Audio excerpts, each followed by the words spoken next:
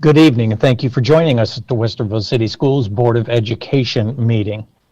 Though providing an opportunity for public comment during school board meetings is not a requirement, the Westerville City School District, WCSD, Board of Education believes it is an important part of its engagement with and accountability to the community.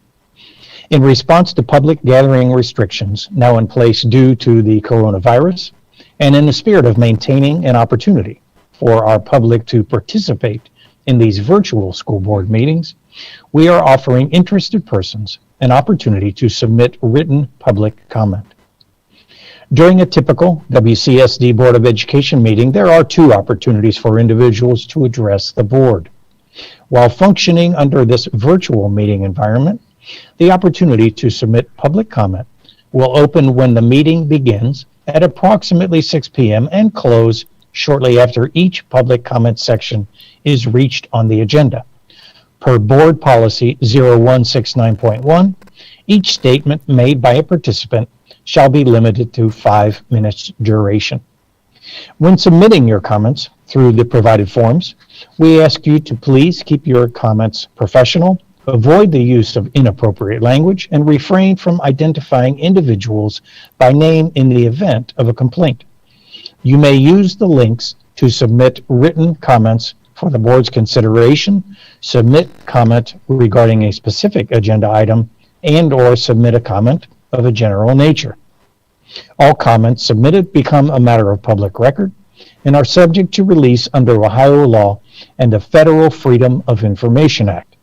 As with in-person public comments made during a traditional school board meeting, members reserve the right to respond immediately or withhold comment in order to conduct appropriate research, follow up with the speaker at a later time.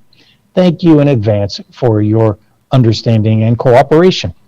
And with that, Ms. Marshall, would you please call the roll? Mrs. Altman. Here. Mrs. Davidson. Here. Dr. Nestor Baker. Here. Mr. Bell. Here. Mr. Velardo. Here. Thank you so much. If you are able, would you please stand and join us for the Pledge of Allegiance?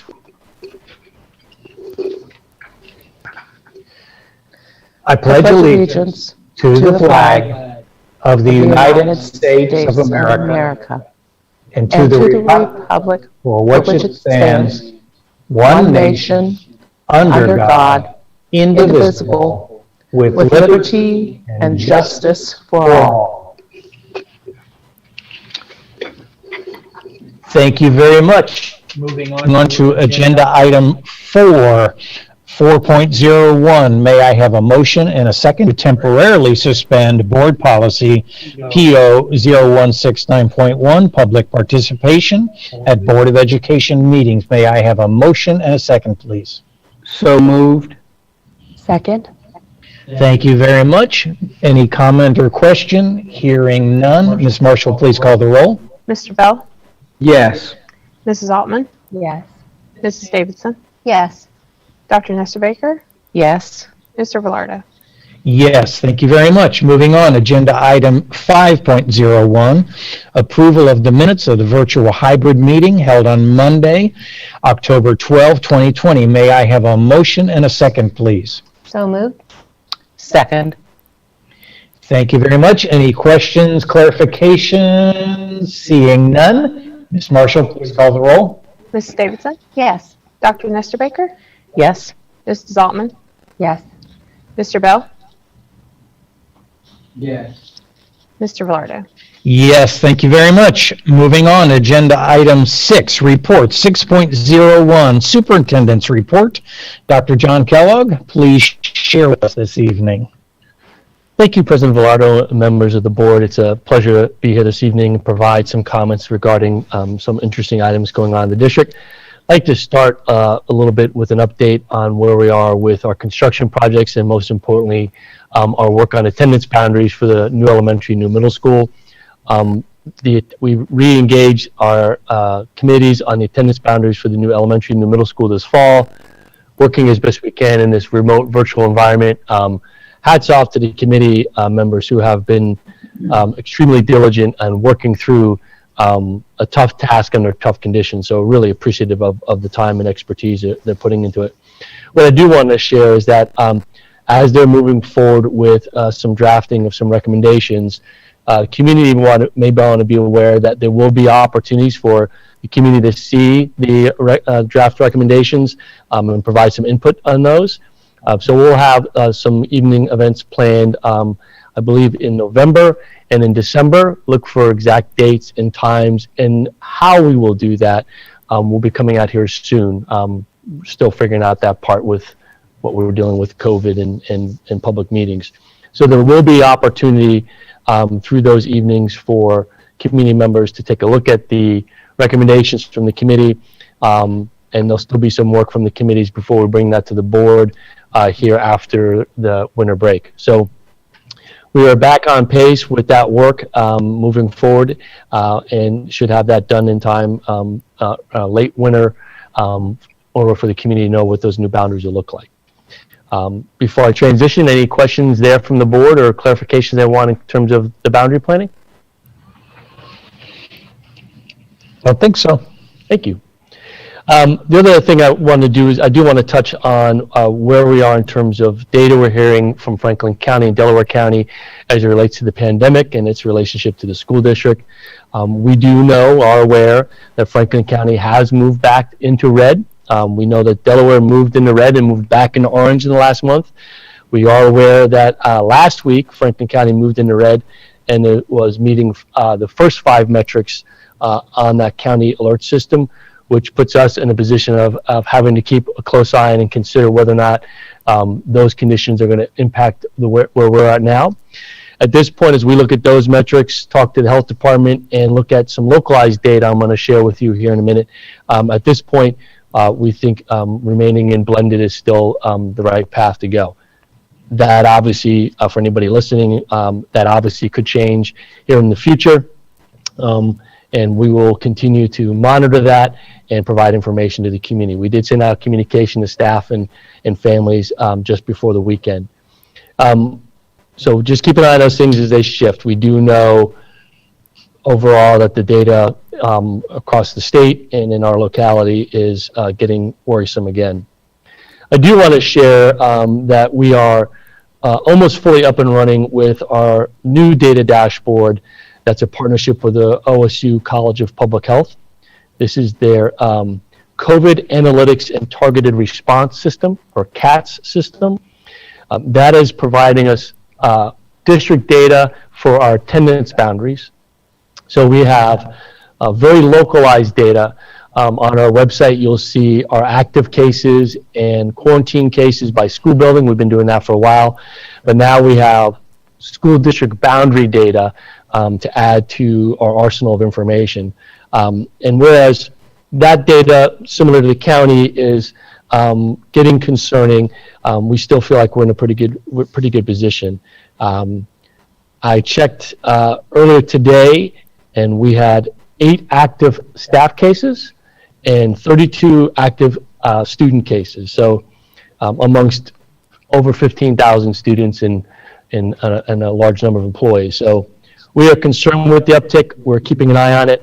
We will continue talking to the health department. For the time being, we think that we're able to continue forward using our blended model. What's working for us is mitigation. So by maintaining in a blended environment, we're able to maintain those 6-foot distances. Our staff and students have been fabulous as it relates to hand washing, wearing their masks, social distancing. Those strategies are our staff's efforts to keep places clean are all contributing to our ability to operate this way and not have any incidents that create more concern. So we want to remind people to keep those up. It's almost November. We have holiday seasons coming up. We know that people are anxious to enjoy that time of year with their families, but we do want to remind people that given the circumstances, we really need to be mindful, keep an eye on those mitigation strategies, and help keep our schools open for our community. So just keep an eye on things as we move forward. So general message is, yes, things are concerning regarding the data. we are pleased with our local data. We'll continue to monitor that. And at this time, we're going to keep a watchful eye on things, but we're going to stay in blended for the time being. I'm happy to answer any questions or try and clarify anything as it relates to COVID and the pandemic and where we are as a school district. Any questions, clarifications for Dr. Kellogg? John, when are the data sets updated? You need to unmute yourself. It would help if you could hear me. When are the data sets updated? The school level data, which is active case counts and quarantine counts by school building, are updated as we get that information. And then an active case or quarantine case, unless we're told otherwise, will remain on that site for 2 weeks. So what you're looking at is real-time data, and that's what we really want. So a case that's been active for 2 weeks will come off after 2 weeks. If we get a case tomorrow, it'll be on our website and available for people to see. The data for the CAT system is updated weekly in our partnership with Ohio State. It will have, we're still working out some bugs, it'll have student attendance data, staff attendance data, and visits to the clinic for COVID-like symptoms data on there as well, and then our school boundary data. So it will include all of the residents in our school district boundary and cases within those residents, not just our school. So we have kind of what's our attendance boundary data look like for the entire community, and then how does it look in our schools relative to that, which is important. And right now, we don't like any cases, but we have very small numbers, and it's good. I'm wondering if it would be helpful, and I know we have put out information about this before, but given when the county changes, there's a lot of worry and concern amongst our parents especially, and I'm wondering if it would be helpful to again put out some information about what information is on the website and let them know how fresh that data actually can be for them.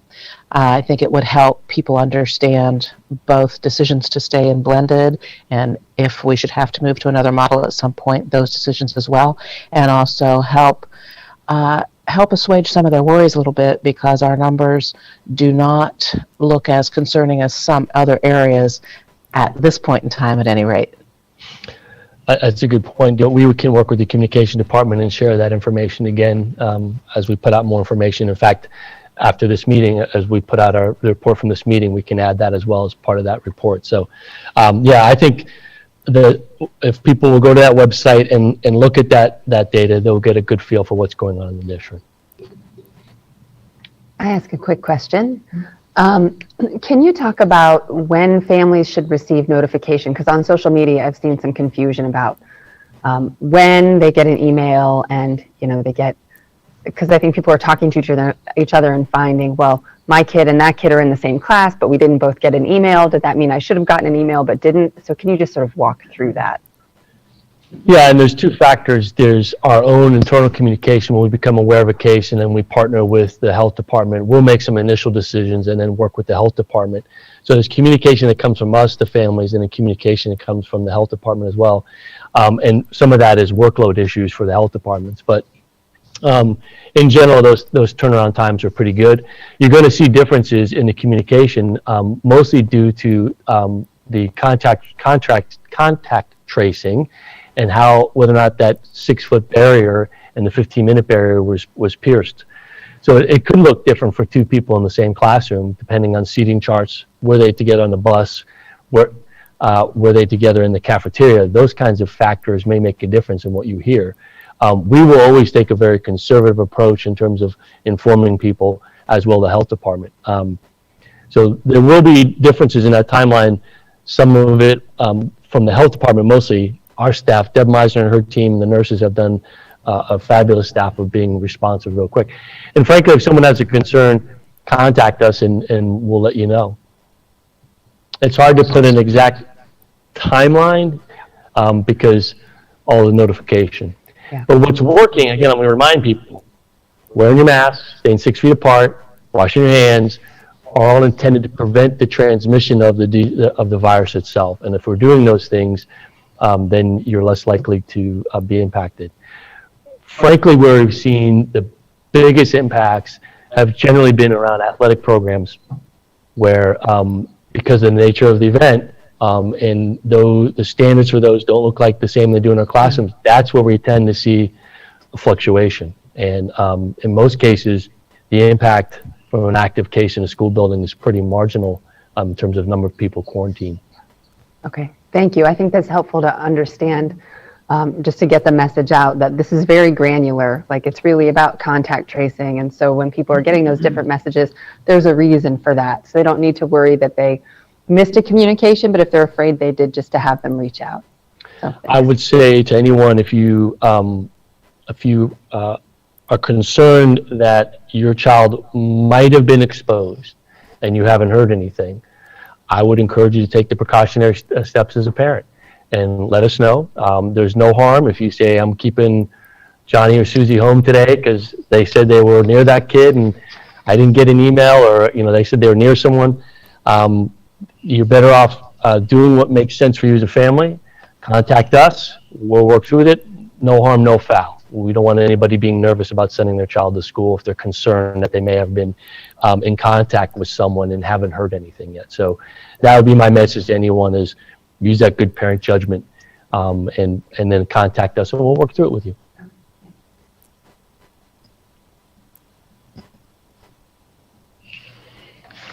Any other questions? Thank you. Please.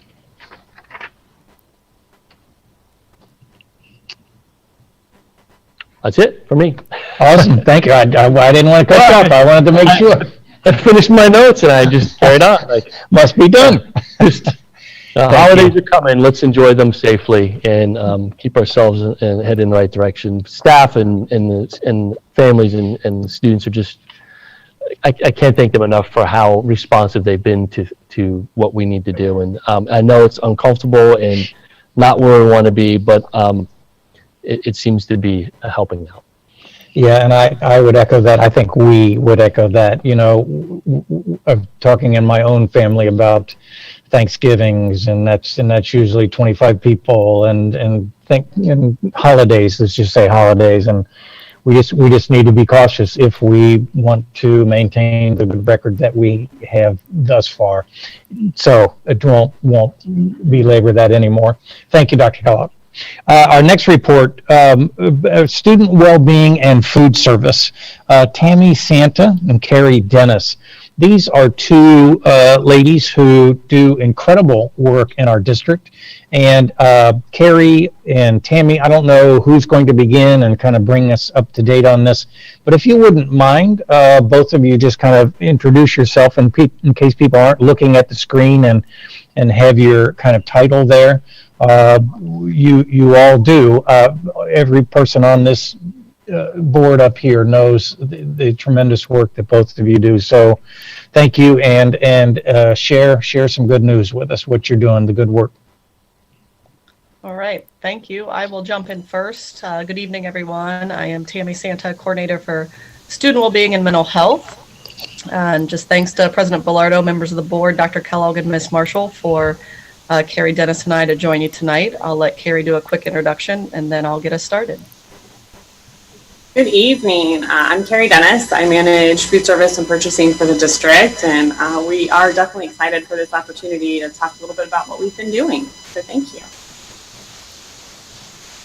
All right, so the plan is for me to provide the quick overview from the mental health and student well-being seat and then hand it back over to Carrie to cover the food service updates, and then we will both be able to talk collectively about how our teams have been overlapping since the spring until present day and what we're doing just to continue to work together on the food service end. I've also asked a few colleagues to join this call. So we have Ann Baldwin, Victoria Hazlitt, and Becca Yanni on here, as there may be time for them to answer questions specific to some of the topics better than I can. So they are also on the call if and as we need. And so with that, I'll start with this first slide. What I'm going to do is take each of these items and just briefly talk about them. And then again, you can either chime in not sure how this works exactly, or save the questions till the end, and we will do our best to answer those. So the first item on here is our virtual Bitmoji classrooms and offices that live in our Schoology platform. And so if you haven't seen these yet, these are really incredibly creative and interactive and designed for all students.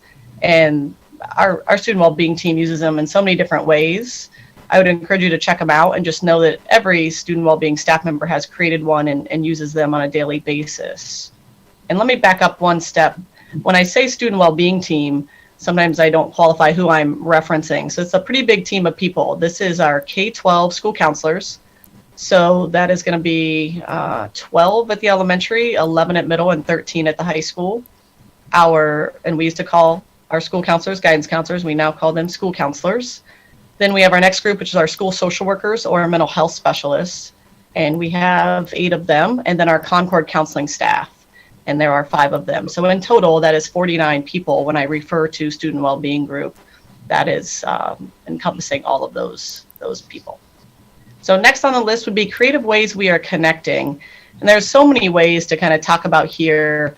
I would say from my most recent things that I've observed lately would be tents put up outside of Blendon by Amy and Marcia, the school counselors there.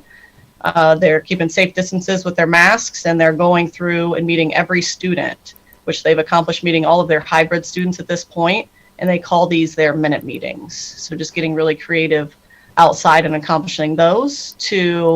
I rode along with a staff member while they dropped off dry erase boards and different supplies, so those virtual meetings could be more interactive with some of our elementary kiddos.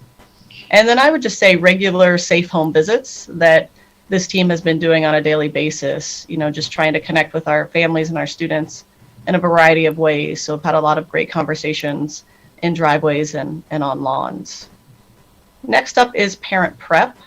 So this will be a virtual event this year. This was our parent caregiver education opportunity that we began last January, saw a lot of great success. So this year we're going to try and press on here and provide a virtual opportunity. We're offering 12 sessions over 3 days. These will be live webinars, and we also plan to record them so we can post for later viewing. If this goes well, which we hope it will, so far it's been a positive response, then we hope to do another parent prep event in January or February. Next is staff self-care opportunities. So this idea grew out of a summer Schoology course where a few of us taught a module of that course. We received a lot of positive staff feedback and requests. So from there, it grew into creating these staff self-care opportunities to start our school year. There were over a dozen sessions ranging from gratitude to mindfulness to movement to yoga. These happened on a daily basis for about 5 to 10 minutes each day. And what really surprised us is we had over 300 staff participate on a pretty regular basis in these opportunities.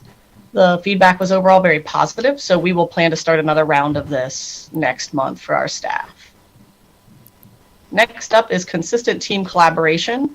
So Juliet Peoples, Ann Baldwin, and I will continue to really press this consistent collaborative approach with all of our student well-being members. There's a lot of them, a lot of different levels, a lot of different needs. So we will continue to offer regular team meetings, regular check-ins with these groups, just so that we can remain, completely engaged and collaborative and constant communication with each other. Programs and professional learning. So this next item speaks to us just continuing our efforts that were already planned and that we've already been talking about implementing. So examples would be responsive classroom trainings, trauma trainings, youth yoga trainings. We've had to really pivot a few times, and everyone has been very flexible on this team to really embrace the virtual approaches to some of these programs and professional learning opportunities this year. So we will continue on that path. And then last one, this is a big item for us. This is our Panorama Survey. So this is our social emotional survey we've been using for the past 3 years. We survey all of our students in grades 2 through 12, and this is typically done in our fall, in our winter, and our spring, so 3 times a year. And we use this data, and we've historically for these last 3 school years used this data to drive our district level decisions from where I'm sitting, for example, and then building level decisions for programs for their professional learning at the building level, for climate, for things of that nature. So now that we had collected about 3 years of that, we started taking a careful look at what sections out of the 6 content areas we had were being used most, and did we need to reevaluate any of those sections and add any new ones. So we took a lot of input starting last January on that reevaluation process, and we made some thoughtful revisions to this upcoming survey.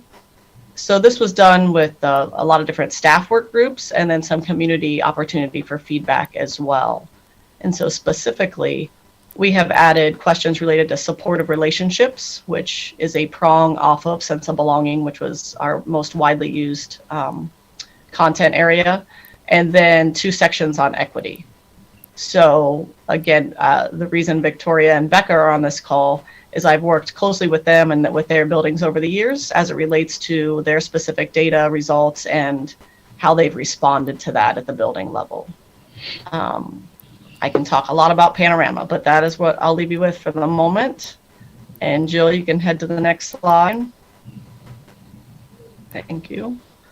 So this one just continues to hit on some highlights from more specific areas. So in general, you should see, and our community should see, a lot of flexibility and a lot of variety when it comes to student well-being and those staff members connecting with students, whether they're WVA or hybrid students. We should all be seeing a lot of flexibility in our homes. So the example that I got to see firsthand was I've got a 2nd grader, and so that school counselor is offering lessons live in the classroom, live online, pre-recorded online. There was 4 different options for Piper to get this lesson. Then there was a follow-up email. So again, I know the student well-being group is juggling a ton, and to see them continue to step up and offer a lot of variety to try and reach all of our students is what we will continue to strive for, and continue to just be as creative and as flexible as we can. Next, you're going to see some programming. So it's been, I think, difficult, and you will see a lot of us at the district end still really encouraging and supporting our schools to continue with our programming that is existing and that has been pre-planned for. So the examples here would be, continuing to offer our 5-6 transition program that we call WEB to our incoming 6th graders.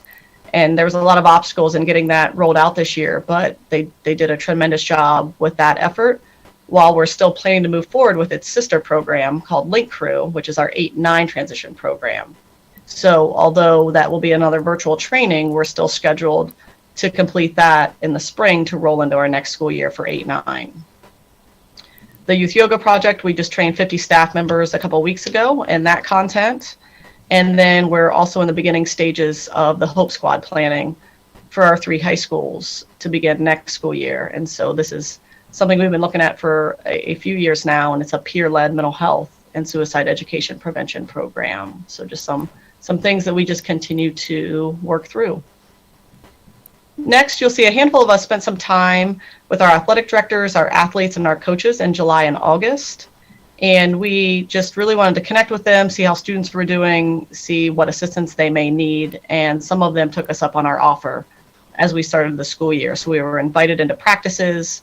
We were invited into different arenas to talk with student athletes and small groups and large groups, one-on-one. So we got to hear a lot of great feedback directly from our students before school got started. And then the thought exchange responses. This is fairly recent. So Dr. Kellogg shared with me those thought exchange responses from our students. So we've been able to sort through those and understand the themes that from my seat that I was able to kind of gather, and then talk with some of our student well-being staff as well as other staff members, including Dr. Kellogg, about some exciting and potential ways we could respond to what our students are telling us. And an example there is seeing huge themes of executive functioning teamed with stress management, and where we could really partner together to do, I think, some really impactful strategies there for our students. And then last, I'll end with just, this is a big piece that I can't really give enough words to, between our effort and time spent on home visits, mental health emergencies, wellness checks, connecting families and navigating resources just across the board, has been a larger lift than we could have ever, anticipated. And so, having that balance right now is very heavy. And we're just excited to work alongside Carrie's team for the meal section of this, and really getting more and more students access to food is a huge push from our team. And just excited to work alongside Carrie and her team to find more and more ways to close this gap. So with that, I'm going to hand it over to Carrie to take it from here. Thanks, Tammy. That was a fantastic transition. I would say that for us in food service, we have had the opportunity to work with Tammy and her team more closely since about the fall of 2018. And we've been working to identify ways in which we just needed to take it a step farther. We just needed to remove one more barrier.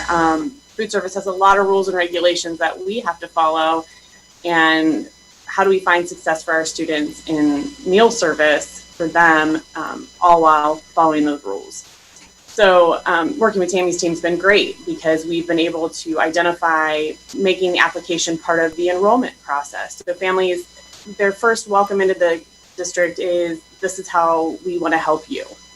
So that's been great, working alongside our different paraprofessionals and with our EL populations.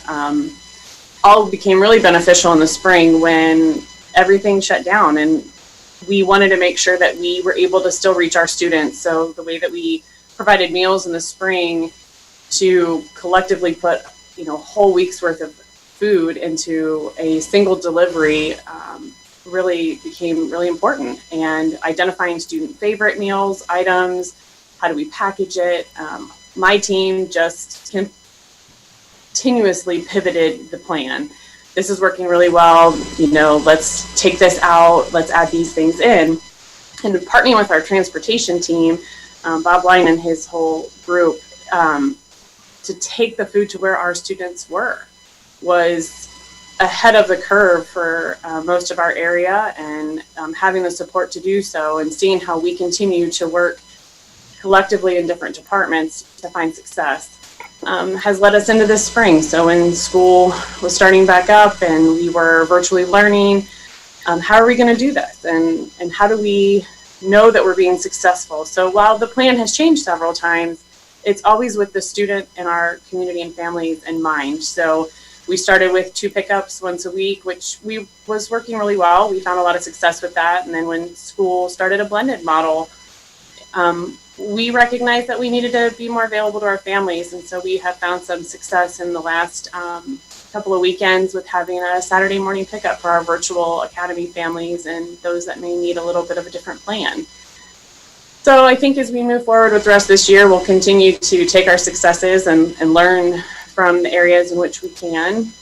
But with those to date, we've served over 252,000 meals to our students since the pandemic closure in the spring. So there's a lot of success to be had from a hardworking team. So thank you for the support for that. Jill, I guess with that, we'll move on to the next slide. And do you have any questions for us? Tammy and Carrie, thank you. We had asked for this report, and it was based on, if you recall, we just said we just don't think people know of everything that is really being done. And Carrie, toward the end, you outlined a great map. You highlighted, so student well-being and mental health is a critical component, but Maslow has always reminded us, yeah, but if they don't have food and basic needs, how do you get to mental health? And well, if you have food and basic needs, but it can't get to them, and so you bring in transportation, and here you have three departments linking arms, and I know there's more, but 3 departments linking arms to make sure that kids are cared for, fed, and nurtured. And here Tammy's saying, well, yeah, there's one school, they've set up tents and bring the kids in and come and meet with us that way. I have one question, and I think it's going to be back for Tammy, and it actually may be for Ann or Victoria or Becca. Tammy, you talked about the Panorama Survey, and you talked about the connecting component being such an important. That was the largest component, if I'm recalling correctly. What I want you to comment on is, and again, Ann, Victoria, Becca, jump in as well. So you have done this for about 3 years, and now this year is the COVID year. So what is changing? What do you see as evolving and even harder in this year with that connecting piece than in the previous years? Does that make sense? You understand what I'm asking for? I think so. I mean, what I can do is talk a little bit, and then Becca or Victoria can jump in on maybe a building level, impact. That'd be great. So our content areas that we saw the most use, so sense of belonging, right? That was our most consistent across every building and our district goals used for the past couple of years. And we know, right, that takes connectedness to your school and feeling connected to your school and the adults in your school, which just contributes to countless resilience factors and countless other pieces that are critical. So because that one was so well used, we wanted to get a little bit more granular. So the supportive relationships one drills down a little bit more. So it asks specifically, do you have an adult at school that you can trust? Do you have an adult at home you can trust? Do you have a peer that you can trust? We're going to start to learn a lot more specifics that probably might be more helpful now than ever, given kind of this new context that we're all enduring. And so that's the hope, is that there's 4 areas that are still the same, that have been the same for the past 3 years, and then there's going to be 3 newer areas for us. So the hope is that, right, it just helps us elevate our sense of belonging, programming or responses or strategies, because we are going to predict, a significant more concern in lots of areas, just given the setup that we have. Our data will also be able to separate out students by all sorts of demographics, including WVA and hybrid, to see if there's any, remarkable differences or trends there. But I would say, does Becca or Victoria have anything additional to add? Yeah, I would just add from the middle school level, really the Panorama data helped us to develop some focus groups from when we first started it. And I think that opened our eyes to even more student voice. And we are continuing that given our situation with WVA as well as our different cohorts. And so we are inviting students that are in the different cohorts on their off weeks, as well as WVA students, to be a part of some focus groups for us. One of the things that have been really huge for us at Walnut Springs has been clubs, and trying to figure out how we can build those clubs back, given our current situation, as well as what are kids interested in, as well as the motivation when you're not at school. We're seeing a high rate of student productivity when they're at the building, or when they are engaging in online lessons for WVA. But in some cases, not all cases, we're having some students that are lacking some of that motivation. So how can we make sure that we're hearing their voice and what's helping them across the classroom, especially when they're at home? Thank you. Victoria, did you have anything in particular to share as well? Just wanted to give you a chance. You didn't need to. I just wanted to give you a chance. I would just piggyback on what Becca said. Over the past 3 years, we've developed some student leadership clubs, some additional parent engagement activities, and the challenge this year is how we extend those out into a virtual component.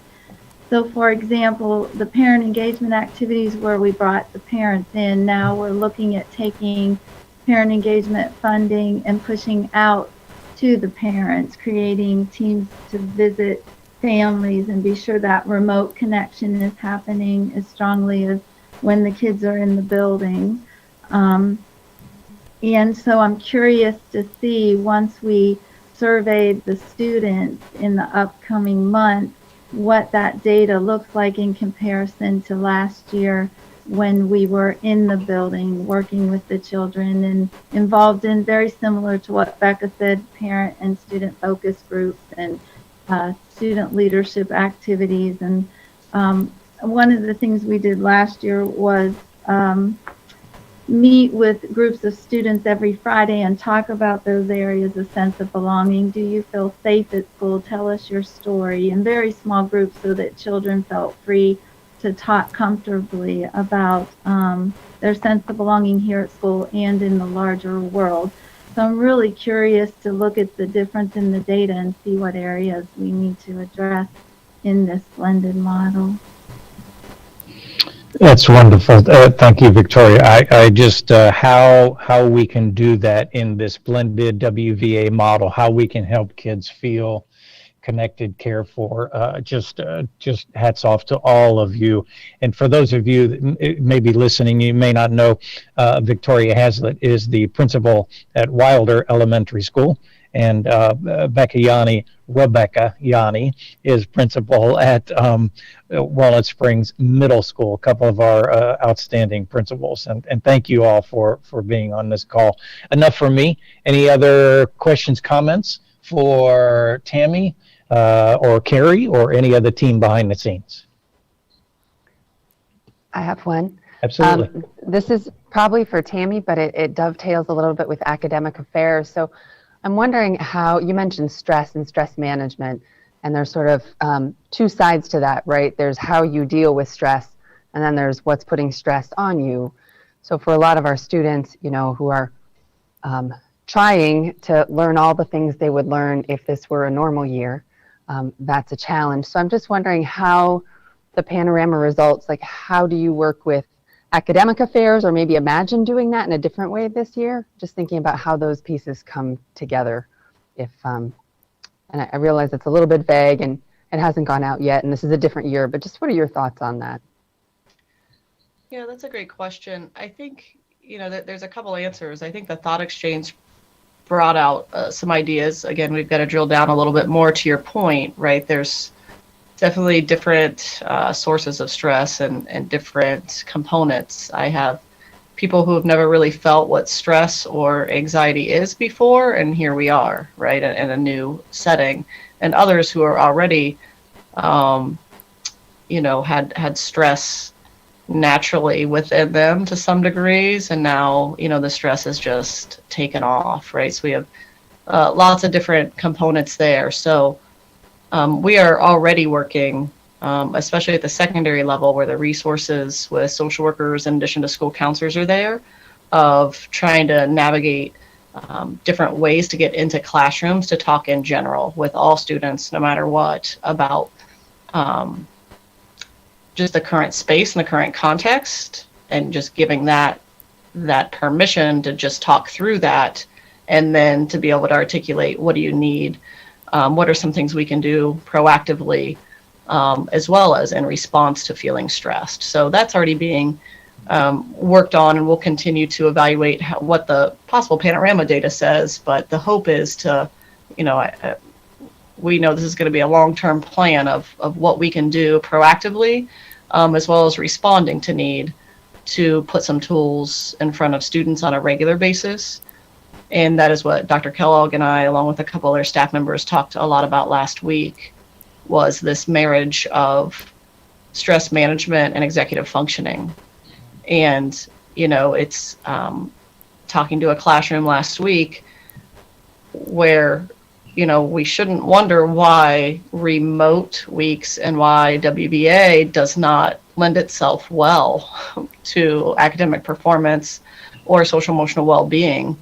Right, we give students, when they're with us regularly, the structure of their day. We tell them when to be here. We tell them when to go to the next class. We tell them when their exams are. We tell them how much time they're going to need on things. And then we wonder why Monday, Tuesday, and Wednesday of their remote weeks aren't going so well, right? So what can we do on a regular basis to offer some assistance? It's hard, right? This is hard to organize yourself and then manage the stress from that, let alone the day-to-day of whatever's happening in your house. So it's definitely something we're thinking of. I know some buildings are already off to the races on different strategies in the buildings, but to your point, as a district and maybe as an academic affairs team, we definitely will be talking through a more systemic way to offer some solutions from a district seat. Thank you. Who else? Any questions, comments? Just a couple of quick comments. I am very interested in hearing about differences you're going to see in the Panorama data from the November administration of the survey compared with prior years, even though I realize there are some new categories that will be administered for the first time this year. But I'm very interested in that for a lot of reasons. And one of those is because as we move from the pandemic, which we will one day move from the pandemic, as we begin to think about what we will be doing as a school system, when we begin to start bringing students back down the road, the data from Panorama, I think, should help us both in decision making and in implementation around the new structure that will await for us when we begin to bring students back into the building more often. So I'm very eager to hear about that information and would ask that next year in the early part of the year, as we begin to have some information about that, if we could have an executive summary a bit of what that data show us at this point in time and how it compares to prior years. I think we all know what some of the data are likely to show us, and it certainly is something that we hear echoed around the country as we talk about the stresses that children and staff members and parents are all experiencing with the way school is operating at this point in time. And that then led me to think about the parent prep university component again, as we look at parent prep and the sessions, and I think about the parents I talk to and the things that are on social media, the high levels of stress and anxiety that some of our parents are experiencing and some of the issues they have in needing help with developing coping skills to deal with the stressors that come to them because of the realities of education at this point in time in our area, in our state, in our country. So hopefully, as we look at parent prep, the sessions that are going to be provided this year will help address some of that. So I thank you very much, all of you, for all of the work you're doing. And Carrie, I don't have a specific question for you, but I do have a huge thank you. 250,000 meals. That's phenomenal. 250,000 meals. I thank you for all of the immense work that you do and for that tight relationship, Carrie and Tammy together, that you have developed between the nurturing of the physical body and the nurturing of the human spirit as well. So thank you very much for your work that you do together. Thank you, Nancy. Any other comments or questions at this point? Yeah, sure. So my first question is for Carrie. Do you feel like we're on target for handing out meals at this point? I think that we're doing pretty well with our current setup, I would say. The target would obviously be I'd love to feed every single student if they let me. I would love to find ways to close the gap of every kid at school eating as well as every kid at home eating. So, I think it's a moving target, and I think that we'll continue to adjust however we need to. So what are the barriers there? Is there anything we can help you with? Well, first of all, you've all been very supportive, which I appreciate. So thank you for that. And I'm going to speak for my whole team. It's been wonderful to be able to come up with plans and to know that we've had your support. So thank you for that. In terms of gaps some of the challenge that we have is obviously getting our families to pick up meals. Yeah. So they've opted in, they've told us they're interested, and we are still just not quite seeing the same number who have said yes to actually showing up. So we're coming up with different ways to put information out there, utilizing our school messenger system for reminders, and then leaving ourselves open to hear the feedback and adjust as we need to. So if there's anything specific that comes up, I'll definitely make sure that it's passed along. Okay. Second, Tammy, as far as self-care of our staff, big kudos to that. I'm just wondering how you are caring for yourself and your own staff. Well, so I'll speak for myself, and maybe the mental health team who I spend the most time with. We love chaos, right? We love some dysregulation, but I will, to be completely candid, we have found our threshold. We weren't sure if it existed, and here it is. So I think for us, we have had to, we did a lot of work this summer and spent a lot of time together because, right, a pandemic, is one thing. Then we add in our racial tension, then we add in these other parameters of us trying to take care of a lot of people just by our job. And a pandemic is everything dysregulating, right? So like it's this collective experience of dysregulation. And so we had to really practice what we preach and dig really deep to recognize how we were doing, what we needed, and spend a lot of specific time on, I don't think we ever had to practice our strategies as much as now. And so we lean really heavy into each other. We meet regularly, at least every 2 weeks, if not more often.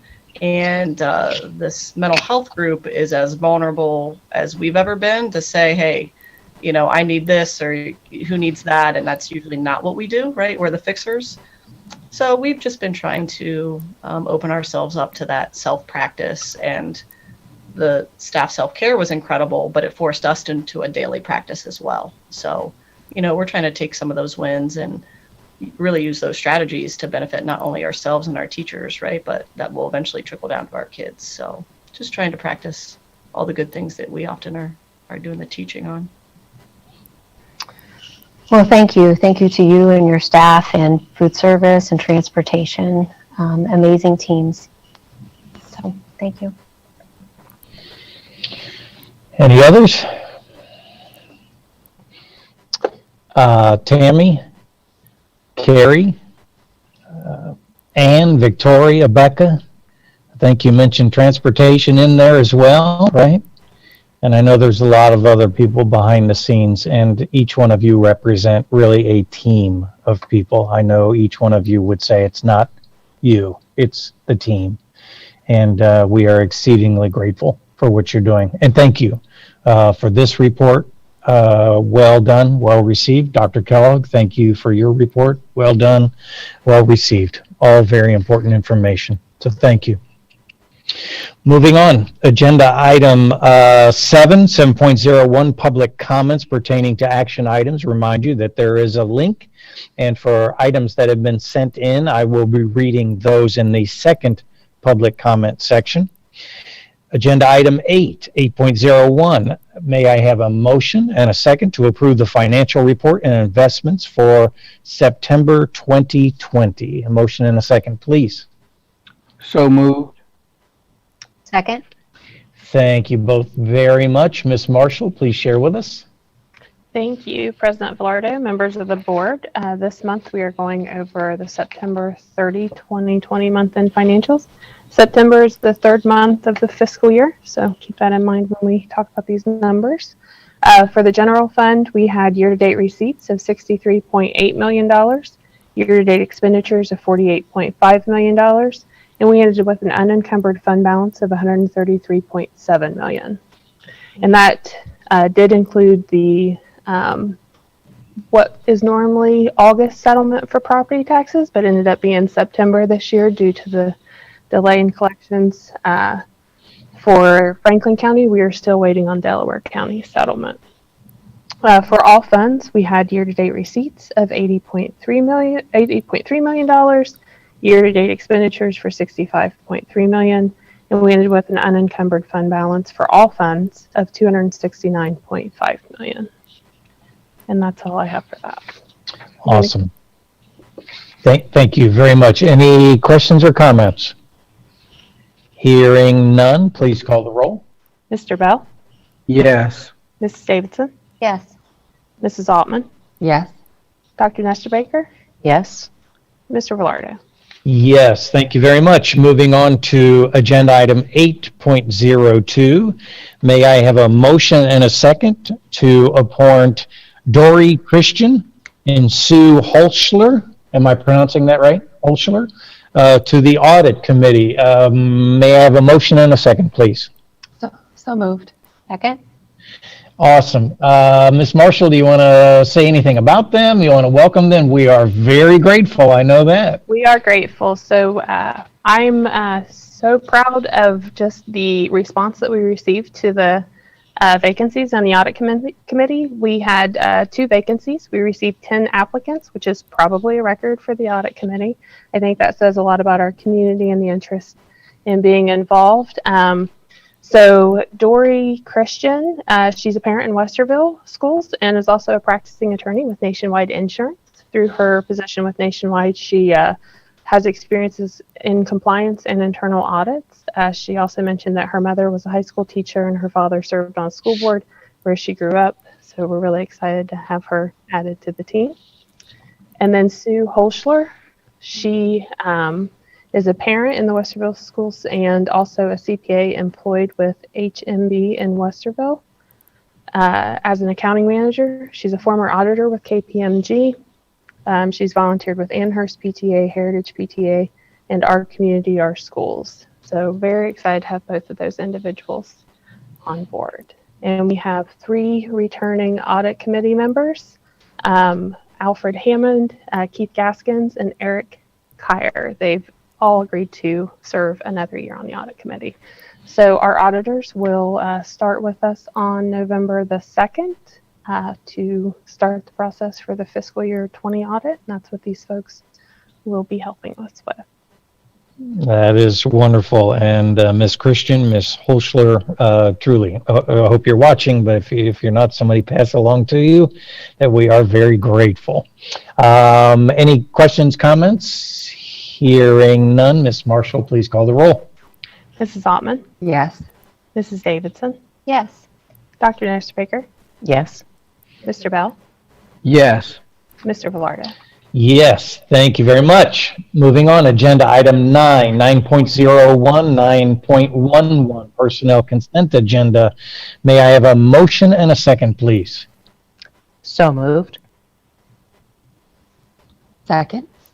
Thank you so much. Dr. Hopkins, are you on the line? Will you share with us, please? Yes, I am. President Velardo, members of the board, Dr. Kellogg, I'd like to present for your consideration tonight's personnel consent agenda. Some of the highlights included in tonight's consent agenda are as follows. We have 2 retirements to announce and to celebrate on tonight's agenda. Brenda McDonald is retiring from her study hall monitor position at Genoa effective October 30th of this year. She's provided Westerville with 20 years of service. And Miss Cynthia Welsh is retiring from her teaching position at Emerson Elementary School, effective the end of the school year, May 27th, 2021. She has provided Westerville with 31 years of service. We also have 7 classified resignations, and with respect to employment, there are 10 individuals who are being recommended for employment to a variety of classified positions. I'm happy to answer any questions you may have at this time. One question from me. I would like to say no to Mrs. Walsh from retiring. Am I allowed to do that? She deserves it. She had my sons, and I shouldn't tease about that because all of these folks are important. But yes, thank you, Paul. I have no other snarky comment that I'm going to make. Anybody else have a comment or a question? Hearing none, Ms. Marshall, please call the roll. Dr. Nestor Baker? Yes. Mrs. Altman? Yes. Mrs. Davidson? Yes. Mr. Bell? Yes. Mr. Velardo. Yes, thank you very much. Thank you, Dr. Hopkins. Moving on, agenda item 10.01, final reading, policy 5611, due process rights, been revised. Ms. Meisner is on the line if we have any questions. I know this is a final reading. Any other, have I asked for a motion in a second yet? May I have a motion in a second? So moved. Second. Okay. Any questions or comments on this one? Hearing none, please call the roll. Mrs. Altman. Yes. Mr. Bell. Yes. Mrs. Davidson. Yes. Dr. Nestor Baker. Yes. Mr. Velardo. Yes, thank you very much. 10.02, final reading, policy 8800, religious patriotic ceremonies and observances revised. May I have a motion and a second? So moved. Second. Thank you very much. Again, a final reading, so we have been through this, but are there any questions or comments? Hearing none, Ms. Marshall, please call the roll. Dr. Nestor Baker. Yes. Mrs. Davidson. Yes. Mrs. Altman. Yes. Mr. Bell. Yes. Mr. Velardo. Yes, thank you very much. 10.03, final reading, policy 7300, disposition of real property, personal property revised. May I have a motion and a second? So moved. Second. Thank you very much. Any questions, comments? Hearing none, Ms. Marshall, please call the roll. Mrs. Davidson. Yes. Mr. Bell. Yes. Mrs. Altman. Yes. Dr. Nestor Baker. Yes. Mr. Velardo. Yes, thank you very much. Agenda item 11, new business 11.01, first reading, policy 2270, religion in the curriculum revised. Ms. Wallace, are you on the line and able to share with us a little bit about this? I am. Good evening, President Velardo, members of the board, Dr. Kellogg, and Mrs. Marshall. Tonight I'm bringing updates to policy 2270, religion in the curriculum. This policy has been revised because of changes enacted by House Bill 164. The new law defines religious expression to include prayer, religious gatherings such as prayer groups, distribution of written materials or literature of a religious nature, and any other activity of a religious nature, including wearing symbolic clothing or expression of a religious viewpoint, as long as the expression is not vulgar, obscene, indecent, or offensively lewd. Boards are no longer permitted to restrict student exercise of religion to lunch periods or other non-instructional time periods. Finally, the law declares that a school district may not prohibit a student from engaging in religious expression when completing homework, artwork, or other type of classroom assignments. Rather, the assignments must be graded or scored using an ordinary academic standards and shall neither reward or penalize a student based on the religious content. This revised policy reflects current Ohio law and should be adopted to maintain accurate policies. Thank you. Thank you, Ms. Wallace.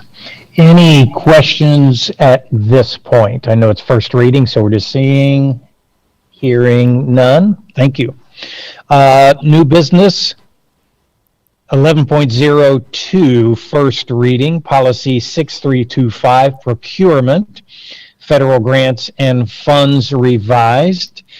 This is a first reading again. Ms. Marshall, I think you're going to share a little bit with us. Yes, so this is our federal procurement policy. So there is a new procurement method that's being added to the policy in accordance with state law for non-competitive purchases through an educational service centers. This allows for purchases to be approved by ODE for non-competitive purchasing. This is with federal funds that this applies to.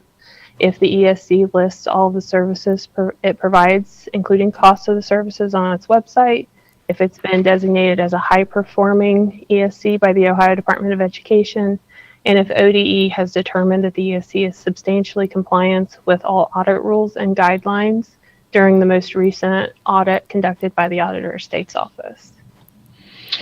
Thank you, Ms. Marshall.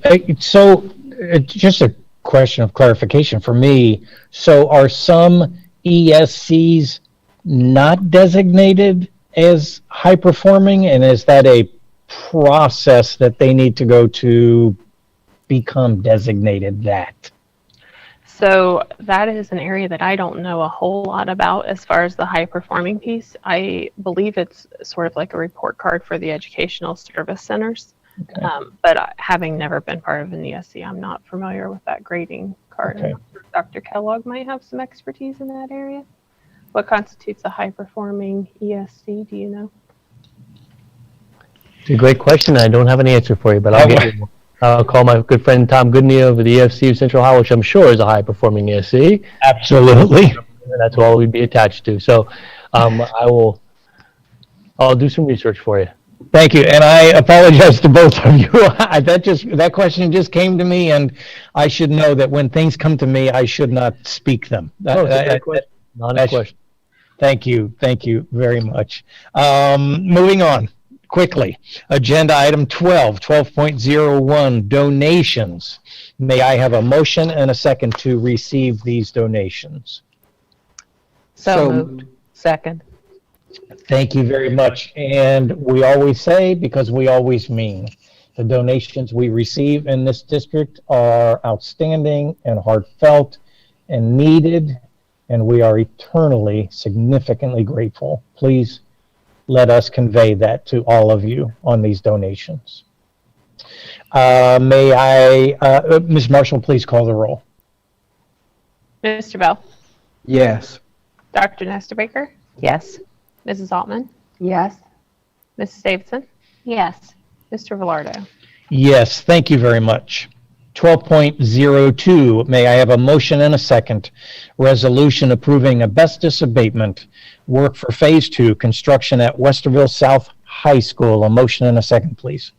So moved. Second. Thank you very much. Mr. Dorn, you want to share with us? Yes, sir. Good evening, President Velardo, Vice President Bell, members of the board, Dr. Kellogg, and Ms. Marshall.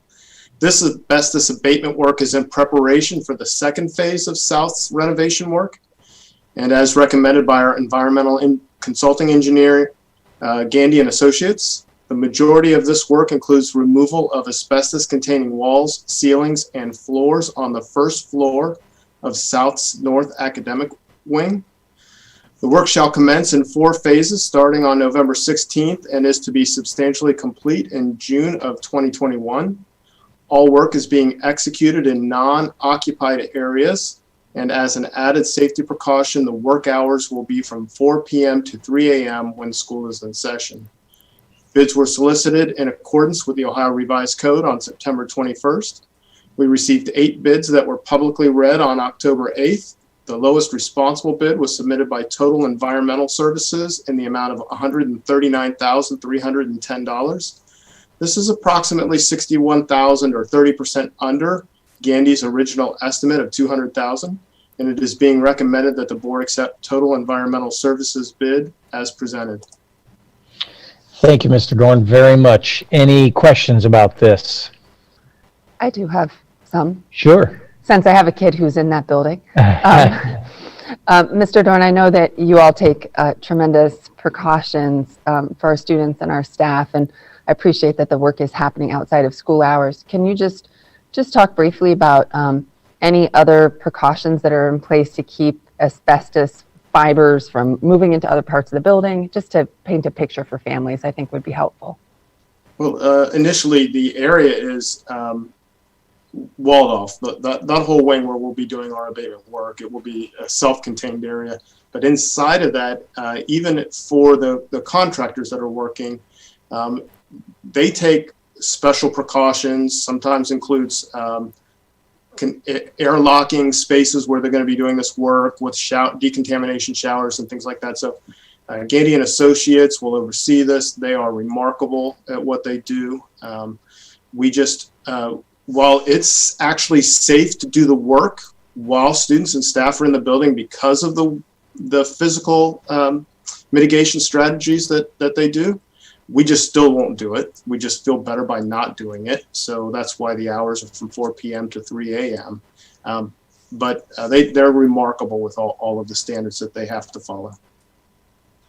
Great. Thank you so much. Appreciate that, and appreciate all the work that goes into keeping everybody, including the contractors, safe. So, thanks. Absolutely. Absolutely. Great question. Any others, question or comment? Hearing none, Ms. Marshall, please call the roll. Mrs. Davidson, Yes. Mrs. Altman, Yes. Dr. Nestor Baker, Yes. Mr. Bell, Yes. Mr. Velardo. Yes. Agenda item 12.03, a motion and a second, please, authorizing contract with Advanced Turf Solutions for Westerville Central Varsity Baseball Field renovation project. A motion and a second, please. So moved. Second. Thank you both very much. Mr. Dorn, I believe you're going to share with us on this as well? Yes, sir. In fact, I'm going to make a presentation that includes the next two agenda items right now. That's great. That's great. There are actually two resolutions presented here this evening related to Central High School's baseball facilities for your approval. The two projects are being done in conjunction with each other as a collaboration between the district, the athletic department, and the Booster Association to improve the facilities at Central with some cost efficiencies for doing both projects at the same time. The first project is to renovate the existing varsity field. The district has identified a need to construct various improvements to this field in the amount of $35,439.72, which I just want to call out right here, right now. In the initial documentation you received, that was $2,400 less than the amount I just read. We had to make a change to the project to include something that we overlooked initially. So the value is $35,439.72. The scope of work includes 2 logo deck circles being funded through a donation by the Westerville Central High School Boosters. We just want to make sure that we call out those donations. The second project adds a new infield on the site for a practice infield. As a point of reference, each baseball and softball program at each high school has 2 fields available to them for practice and competitions, with the exception of Central's baseball program due to available space on the site. Central utilizes a field at Genoa Middle School for a competition, but does not have a second practice field available for daily use for the baseball program. And while the baseball program has experienced success, this second infield will improve the conditions for the athletes in the program overall. This project is being funded through a donation made by Westerville Central Baseball Boosters in the amount of $20,890.90, which I believe was a donation on tonight's agenda. So we're asking you to approve both of these projects. We're working together, I think, to improve the situation for the baseball program at Central. And so you have spoken, Scott, about 12.03 and 12.04, correct? Yes, I have. Those are the agenda items. I just wanted to make sure. The 12.04 site work is the additional practice infield. Gotcha. It's just an infield. Gotcha. Thank you. We have right now sought motion and approval for 12.03, so let's address that. Any questions about that particular one? Hearing none, Ms. Marshall, please call the roll on 12.03. Mr. Bell, Yes. Dr. Nestor Baker, Yes. Mrs. Altman, Yes. Mrs. Davidson, Yes. Mr. Velardo. Yes. 12.04. May I have a motion and a second to authorize contract with Advanced Turf Solutions for Westerville Central new practice field project? And Mr. Dorn just addressed that, but we still need to have a motion and a second, please. So moved. Second. Thank you very much. Now, are there questions or comments about that particular one? History lesson time. There you go. When we were looking at building Central High School, we were looking at the layout of the land, we were looking at the various acreage possibilities we had within the district. We had discussion after discussion after discussion internally about what do we do about the baseball field situation at Central, because there was a worry at that time, more than 20 years ago, about Central not having access to the same sort of facilities that the other 2 high schools had. So I am so glad that here we are, more than 20 years after those discussions, able to rectify the worry that we all had then. So it took a while, and with the boosters' help, the boosters' significant help, we are now able to rectify what has been a historic problem for Central High School. Thank you, Nancy, for sharing that. Any other questions or comments or history lessons? Hearing none, Ms. Marshall, please call the roll.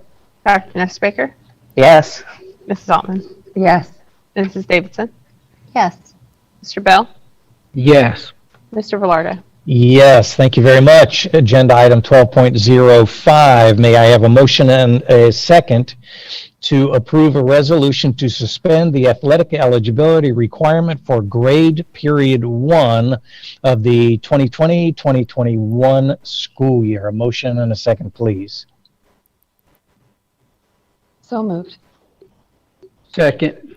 Thank you very much. And Mr. Reeves, I believe you're going to explain this to us? Yes, good evening, President Velardo and members of the board. Just simply if the board recalls back in the summer, the board approved a similar resolution to suspend our eligibility requirements in grading period 4 for athletes in grading period 1 of this year because of the COVID epidemic and the situation the schools were in. The OHSA did something very similar again, where because of such variance of instructional models across the state, where some students are virtual, some students are back, some students are blended, some students started late, they decided to suspend their scholarship bylaw 441, which is where their eligibility requirements are found.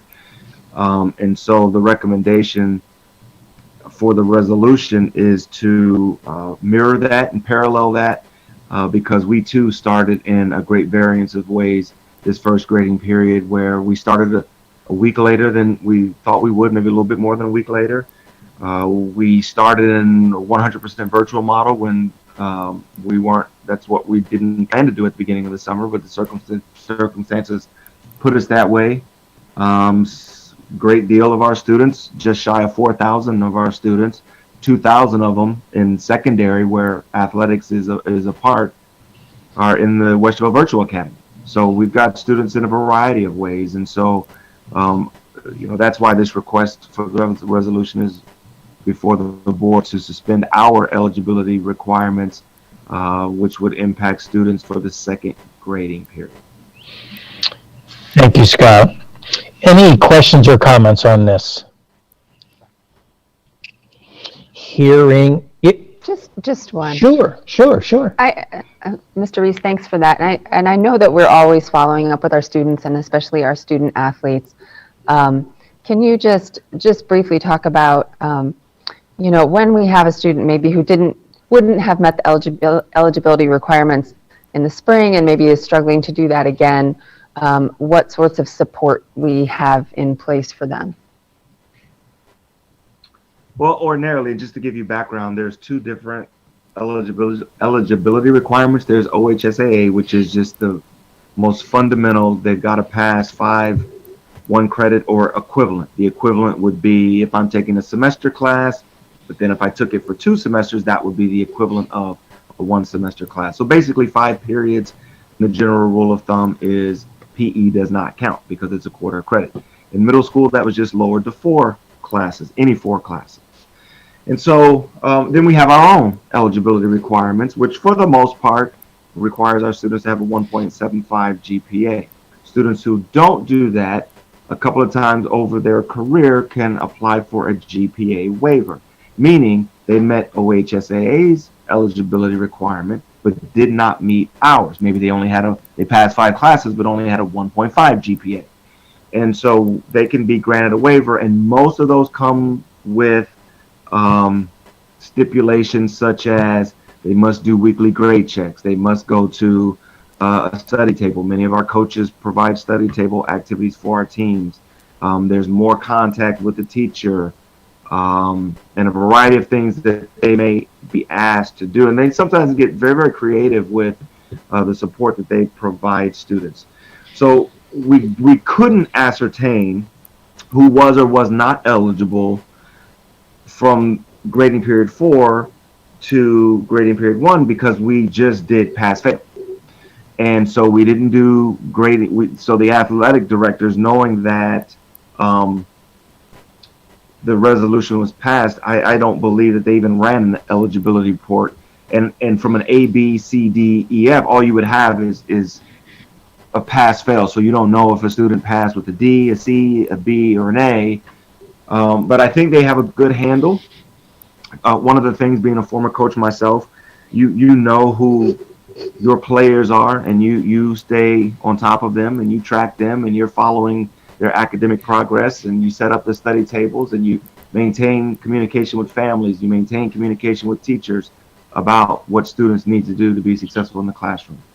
And that probably varies a little bit from program to program, but as a system, those are some of the eligibility protocols we have in place. Thank you for that. And can you tell us, are those things still happening? You know, even if we waive the eligibility requirement, are all of those things still going on for the students to help support them? Yeah, and that's something that is in conversation that I have with the athletic directors, because what makes winter sports unique is it falls over 2 grading periods. So this resolution would only count for grading period 2, which takes us to winter break. And the start of January is grading period 3. And I, quite frankly, would be surprised if OHSA did this one more, because I think districts have settled in with their model, as we have, I'd like to think. And there's some, at least, consistency throughout the school year. So, yeah, absolutely. Coaches are monitoring their student athletes. Winter sports a lot smaller than fall sports, which is probably close to half of our athletes, because in winter sports, you have boys, girls basketball, you have swimming and diving, you have wrestling and bowling. And I think Central has gymnastics, which is just 1 or 2 young ladies. So, but they know that they need those students to be successful in grading period 2 so that they maintain their eligibility in grading period 3. And I can tell you a good thing, knock on wood, our student athletes are some of our better performing athletes. And I think that goes back to because they're a part of something positive. They have a little bit extra incentive to do well. And I know that from the GPA waivers that come across my desk, it's not a lot. So I think there's just a system in place where coaches routinely do that. And I don't anticipate them relaxing the monitoring academically of their athletes. Great. Thank you so much. That's really helpful to hear. And very important. Thanks, Jen, for asking that question, following up. Very important. And thank you, Scott. We have had a motion and a second. Please call the roll. Mrs. Altman? Yes. Mr. Bell? Yes. Mrs. Davidson? Yes. Dr. Nestor Baker? Yes. Mr. Velardo? Yes, thank you very much. Moving on, agenda item 13.01, public comments. I have been told that there is a public comment, and I need to find it. I think it's in my email. Is that correct? Somebody want to say that to me? That's correct. I actually think there's 2, Mr. Velardo. I see him. Thank you very much. Let me pull those up.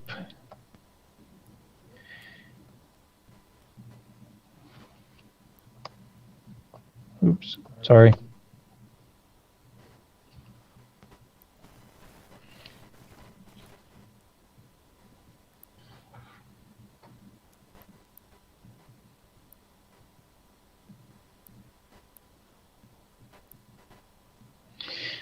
One question comment from a Mr. Todd Lotz. There's a push to ensure masks being worn. Why has the entire board and superintendent not worn a mask during any part of the board meeting since mask wearing became mandatory? Thank you.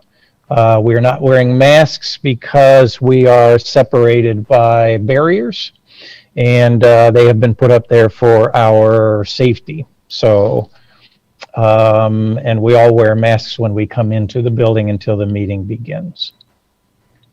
Second, email comment is also from Mr. Lotz, and he wants to give us a pop quiz for the board. What is the specific bylaw addressing the policy when there is a change of how public comments are sent, and how long is there supposed to be public notification of that change? There is none. Oh, his answer, there is none.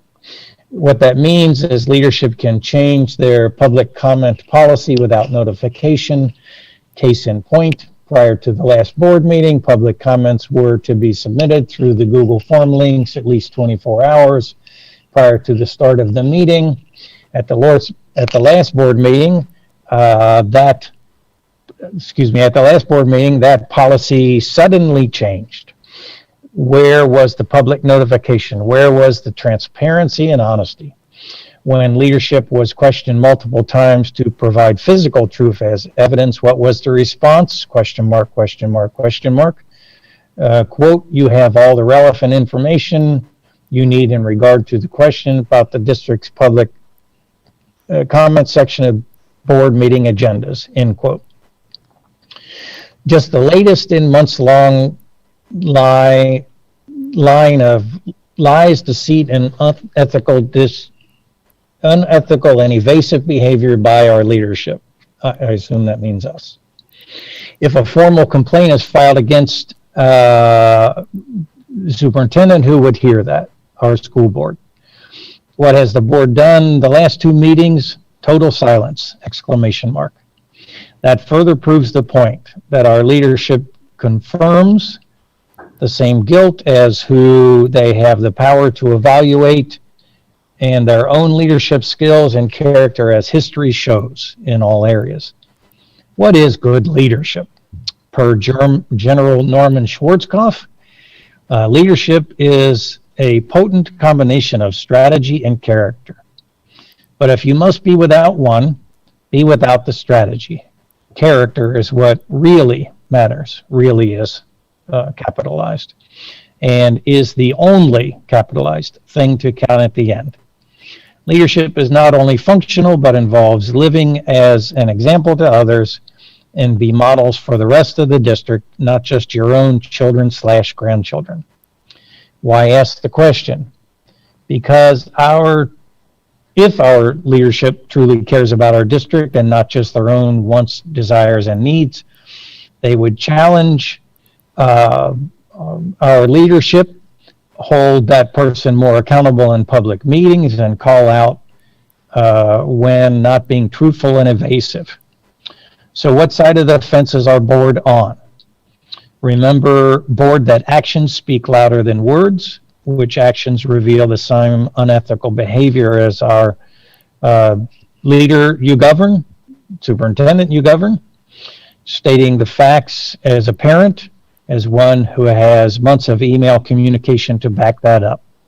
So my question to the board, since you have been totally silent the last two board meetings in your comments, you owe it to those who serve you, not just your own families, to speak up and explain to us why you have chosen time and time again to support this unethical behavior with your silence.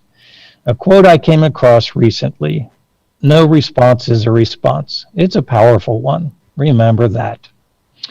The thousands who you serve in the district eagerly await your responses and breaking your silence. Thank you.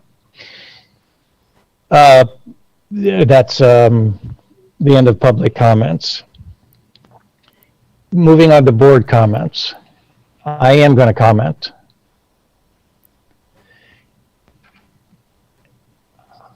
I consider our superintendent and our treasurer and each person on this board to be trying to do the very best we can, Mr. Persons out there. I'm not going to engage in a session of he said, she said, and accusations and gotchas. I believe that was in one of your emails as well. I just want you to know that I have a lot of confidence in the 7 people up here. And it is probably inappropriate for me to go much farther with my comments. But I would say, if anyone feels there has been unethical behavior, then I would suggest you take that to a higher level. Because we have work to do for the 15,000 students and the thousands of employees.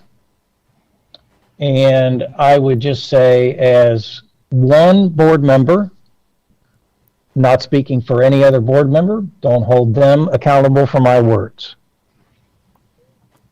I consider myself to be a average, broken, sinful person who tries to be ethical and above board in what he says.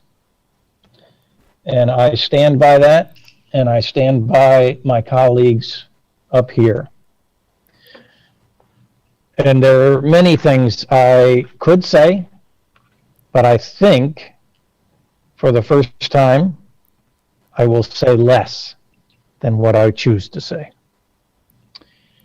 Those are my comments for now. I reserve the right to make another comment after my other board members speak. Who else would like to share anything? Not necessarily that. Ms. Altman, I'm calling on you because it's alphabetical order night. Well, thank you, President Velardo. Good thing I did have a couple things to say. One thing I want to mention that people may not realize, has gone on behind the scenes is that several members of our both elementary and secondary academic affairs teams have met with various parents from the virtual academy through different ways, and I had the privilege of sitting in on, I think, 2 of those meetings. So I just want to thank them for doing that, but also want to thank the parents for taking the time to do that. This year is how many times can we say it? It's unprecedented. It's hard. It's hard. I think I said to someone the other day, I feel like I'm walking through a bog pretty much this whole year. Just every step is hard. And so having those opportunities to hear from each other and to find a path forward where we can make things work even better for kids, improve some things that have been harder than they needed to be, but we're all looking for solutions. Just want to thank all the people who are putting time into that. And I think, families who are willing to bring their voices, and I know not every family can have the time, or a meeting might not meet your schedule, but just know that there are lots of people sharing and looking for solutions. So I want to thank them all for being part of that. Thank you, Jen. Great comments, great awareness. Yes. Who else? Yes, Ms. Davidson. So I just want to highlight the shop, which is a makerspace at North in Point View Elementary School, which was recently renovated for winning the Outstanding Project Award from Learning by Design magazine. Jeff LaRose and his team does amazing things for this district to help kids learn in non-traditional ways. And I am so grateful for that. I know our community is grateful for that too. So a shout out to Jeff, his team, Triad Architects, and the district for supporting that in our community. Great reminder. I saw those awards. I thought, yeah, how cool was that? Yeah, thank you for bringing that out, Tracy. Who else? I'm looking at you, Nestor Baker. I am rather where you are at this point in time, thinking about what I wish to say and how much I wish to say. I think I'm just going to just focus on a couple of things. The board comment section at the end of the board meetings is for any individual board member to make whatever comments he or she may wish to make about whatever he or she wishes to discuss. So it may be the highlighting of those well-deserved awards. It may be announcing things. It may be some sort of philosophical comment we may wish to make. It's for something that falls outside of the items that were on the agenda. Sometimes we have things we wish to say. Sometimes we do not. It is in no way indicative of some sort of unethical behavior should we choose to speak or not choose to speak. As regards public comment, we do follow our policies. We do follow the law as regards public comment, and we have been extraordinarily transparent about public comment in this district for many, many years. I hold up what we do as regards public comment in this district as the equal or the better than virtually any other district in the state of Ohio. We have come to what we do with public policy or public comment in our policy, over the course of many years of discussing and revising and thinking about what is an appropriate time, what is the appropriate space on the agenda, how do we allow the needed voice of community members in our discussions and in our thinking processes. Public comment is one area where that occurs. It also occurs through the dozens of emails that we receive, often on a daily basis. It occurs through the hundreds of conversations we all have. It occurs through meetings, both formal and informal. It occurs over and over and over through surveys and focus groups, through reaching out individually, through reaching out through groups. There is significant public voice in what occurs in the decision-making of this school district. And you can see that over and over and over in all of the decisions we make. You can see it in the comments that we make. You can see it sometimes when we choose not to comment. This is a highly engaged community, a deeply engaged citizenry, and I'm very thankful for that. I'm also thankful for all of the many structures that we have within the school district that allow for voice to be shared across grades, across ages, across geographies, across any demographic that we have within the school district. Public comment is part and parcel of this district. It is not just a policy. It is not just an approach during a board meeting. However, if we are to focus solely on the board meeting approach to public comment, I will reiterate, we follow our policy, we follow law, and we do it appropriately. Thank you, Mr. President. Thank you, Nancy. Mr. Bell, Reverend Bell, anything to share? Just a few things. I would like to